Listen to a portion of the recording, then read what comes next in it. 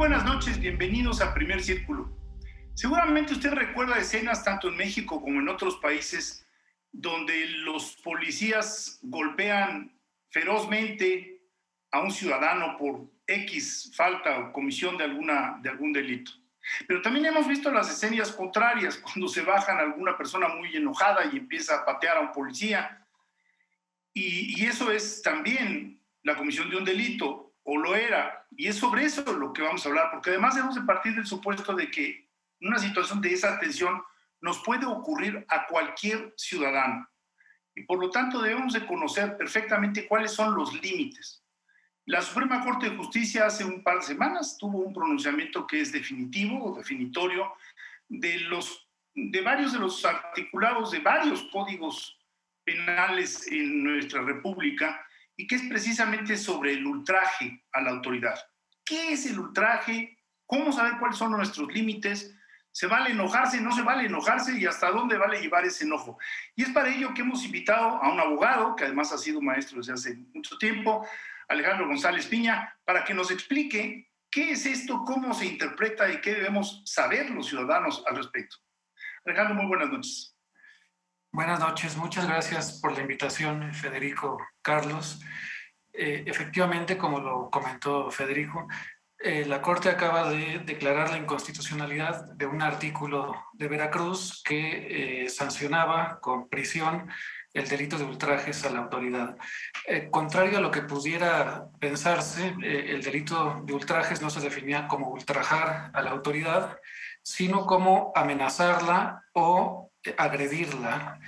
En este caso, la Corte no analizó la aplicación, digamos, de esta norma en algún caso específico, sino que analizó si este delito, por decirlo así en abstracto, era compatible con las exigencias de la Constitución, en concreto con la exigencia de que las normas sean claras y precisas, especialmente cuando llevan aparejada una sanción penal, una pena de cárcel, y con la exigencia de respetar la libertad de expresión. ¿Por qué razón la Corte dijo que esto era inconstitucional? Para una mayoría de los ministros, esta norma, digamos, violaba estas dos exigencias, la exigencia de claridad y la exigencia de no sancionar algunos discursos, algunas expresiones que están protegidas por la Constitución. Respecto de la claridad, la Corte consideró que amenazar o agredir era poco claro, porque ¿qué se entiende por amenazar? Amenazar físicamente o amenazar verbalmente, y lo mismo por agredir. Si esta agresión podía ser simplemente verbal o incluía alguna especie de ataque físico.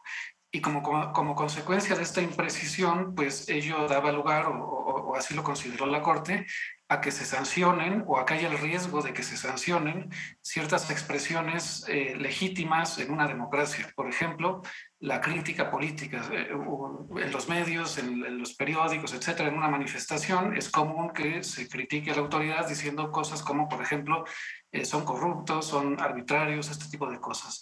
Yo creo que es importante señalar lo que estábamos en lo primero para después ver quizá con más calma lo segundo.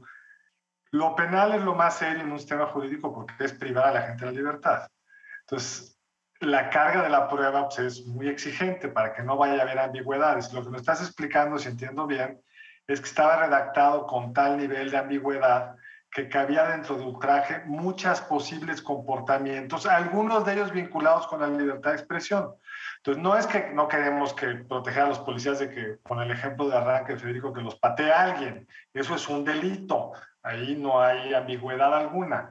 Pero si hay una expresión crítica contra el policía, un grito de fuera policía o lo que sea, pues eso no debería de llevar a una sanción penal. ¿Estoy entendiendo bien?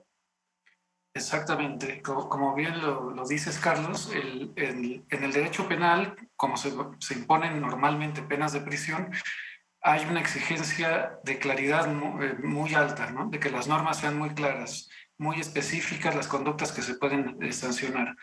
Y este fue exactamente el caso de esta norma. Se entendió que si bien, digamos, algunas conductas pueden ser reprochables, es decir, atacar, golpear a un policía, una autoridad, esto también podía incluir, digamos, lingüísticamente, otras conductas que están protegidas como la crítica, por ejemplo, en una manifestación que se hacen algunos señalamientos o algunas expresiones críticas, duras incluso, pues esto podría dar lugar a que se procese a las personas por este tipo de delitos. Y las penas, especialmente cuando en algunos supuestos en que se entiende que el delito es agravado, es decir, cuando se usa violencia o cuando se usan armas, pues llevan aparejadas consecuencias muy graves. Son penas altas, de 5 a 7 años, y además llevan consecuencias procesales como la posible prisión preventiva oficiosa, la no procedencia de algunas salidas alternativas al proceso, etcétera.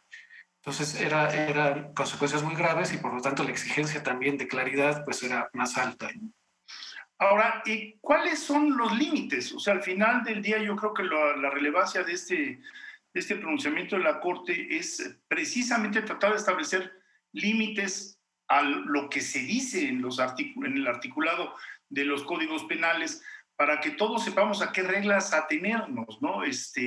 Tú lo decías hace un momento, bueno, no es lo mismo una agresión verbal que una agresión física, pero pues las agresiones verbales también, como dirían en la calle, calientan, ¿no? O sea, entiendes que puede haber enojo por parte de la autoridad.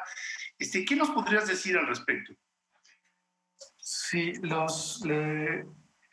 bueno, lo que consideró la Corte efectivamente es que una de las razones por la que consideró que esta norma era imprecisa es que no estaban claros, por ejemplo, los límites que tú has señalado. Una agresión física normalmente es un límite claro, no debes agredir a una autoridad, ni a una autoridad ni a nadie, ¿no? Ese sería un límite claro. Sin embargo, la norma no especificaba agresión física, sino decía agresiones en general. Y esto da lugar a que se pudieran incluir pues, expresiones de ataques verbales que podrían estar o no protegidos.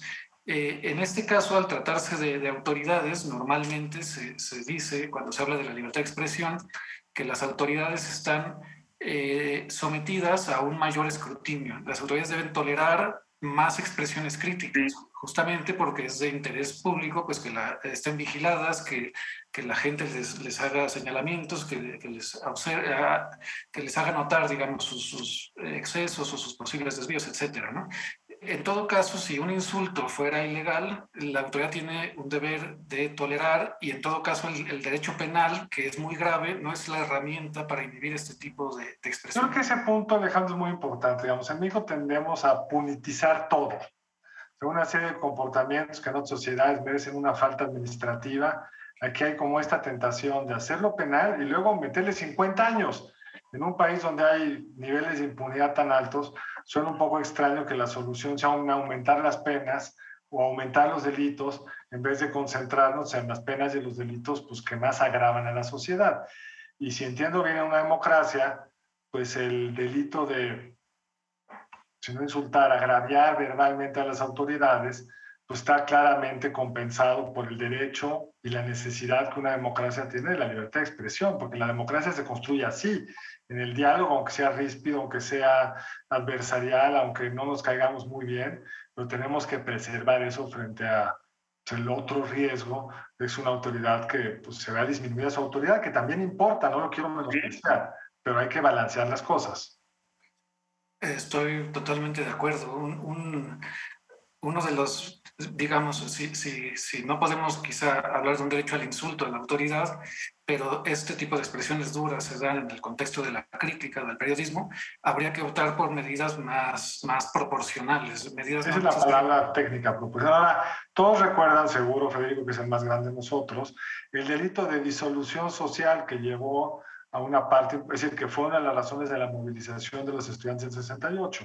Este tipo de articulados son propios de regímenes autoritarios, delitos que son difíciles de definir y que se pueden usar pues, contra cualquier adversario político. ¿Qué es la disolución social? Pues quién sabe, cualquiera puede argumentar que criticar tal o cual cosa está promoviendo la disolución social. Lo hemos visto en gobernantes como Putin, que incorporan ese tipo de medidas a sus regímenes penales. Entonces, en una democracia, esto tiene que estar muy bien acotado, ¿no? Sí, completamente. De hecho, digamos, la traducción de esto que acabas de comentar jurídicamente, pues sería exactamente esta idea de legalidad y de taxatividad, es decir, que la norma sea tan clara que constituye un verdadero límite a la actuación arbitraria de la autoridad. Si la norma es o está construida con conceptos muy vagos, muy generales o valorativos, como disolución social, que de manera que no sepas en qué consiste esa prohibición, pues claro, hay un riesgo de que se use de una manera arbitraria, de que se aplique de manera desigual, ¿no?, en contra de las personas. Bueno, yo creo que el pronunciamiento de la Corte tiene la bondad de que de alguna manera hace ver a los ciudadanos que tiene que haber límites, no en sus expresiones, pero sí en sus expresiones físicas y que debe haber respeto a la autoridad. Pero también, como tú mismo lo mencionabas, que es algo que en México de lo que se habla muy poco, los niveles de tolerancia de la autoridad, incluso lo que establece la Constitución es que conforme más responsabilidad tengas, pues más debes de ejercer esa tolerancia frente a los ciudadanos. Eso es algo que no hemos cultivado en muchas de las reacciones que vemos de nuestros gobernantes, ¿no?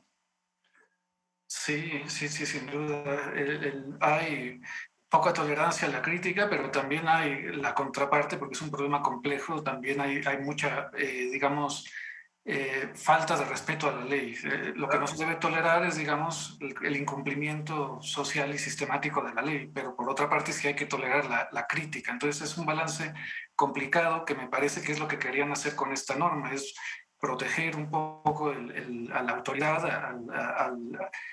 a que no se le falte el respeto, a que se le obedezca a la autoridad, pero lo hicieron de tal manera genérico, con poca claridad, pues que lleva un riesgo muy grande, ¿no?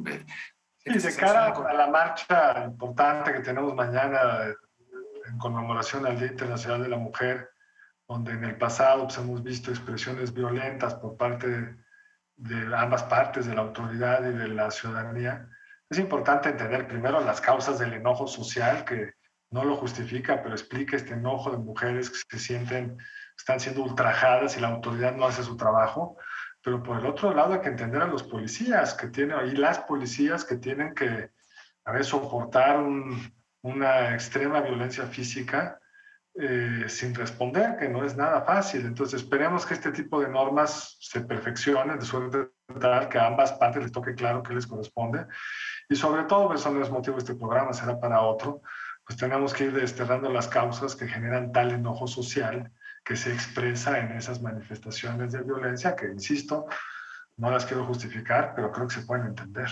Así es, pues se nos está terminando el tiempo, Alejandro, y quisiéramos agradecerte que hayas estado aquí en Primer Círculo. Es complejo, es un tema delicado, pero es un tema que está presente en varios códigos penales. Entonces podríamos esperar después de este pronunciamiento de la Corte que hubiera reformas a los códigos penales que trataran de precisar. Creo que viene un trabajo legislativo bastante serio, porque es fino. Sí, fino, de costura muy fina por parte del legislador y de las autoridades judiciales. Pues Alejandro, muchísimas gracias por acompañarnos y nos vemos pronto en otra emisión aquí de Primer Círculo. Muchas gracias por la invitación. Buenas noches. Mil gracias, Alejandro. Buenas noches. Nos vemos aquí en la próxima emisión de Primer Círculo. Buenas noches. Nos vemos el lunes entrante.